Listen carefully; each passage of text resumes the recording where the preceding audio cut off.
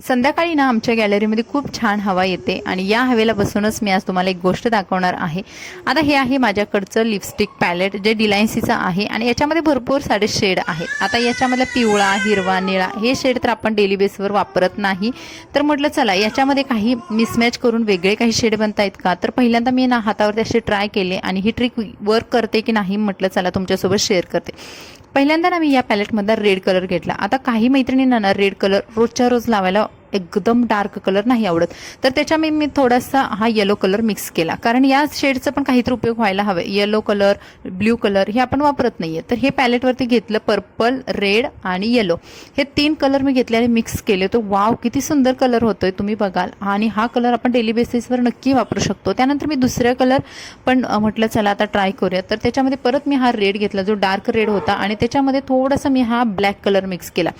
तर हा मला ना मिक्स केल्यानंतर इतका आवडला ना, खूप छान वाटला हा कलर, कारण हा डार्क ब्राऊन कलर होत होता आणि हा ना आपल्या इंडियन स्किन टोनला खूप छान प्रकारे जातो। आता याच कलरची मी एक लिपस्टिक परचेस केलेली आहे जी 400 रुपयाची होते, त्यापेक्षा म्हटलं याच्यामधले जर 2 कलर आपण मिक्स करून सुद्धा आधीमध्ये कार्यक्रमला वगैरे वापरू शकतो। आणि हा बघा मी लिपला लावलेला पण आहे, तुम्ही बघू शकाल किती छान शेड आहे। त्यानंतर मी लिप्स माझे छान क्लिअर करून घेतले, कारण मला दुसरे शेड पण ट्राय करायचे होते आणि कसे दिसत आहेत ओठांवरती बघायचे होते।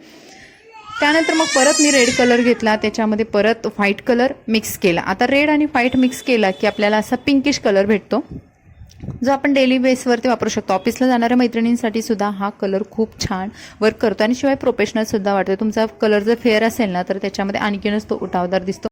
आजचा ब्लॉग नेहमीपेक्षा नक्कीच वेगळा होता, पण काहीतरी नवीन शिकणं सुद्धा गरजेचं आहे, म्हणून हे तुमच्यासोबत शेअर केलं। तर चला भेटू नवीन व्हिडिओमध्ये। Like, subscribe, bye bye.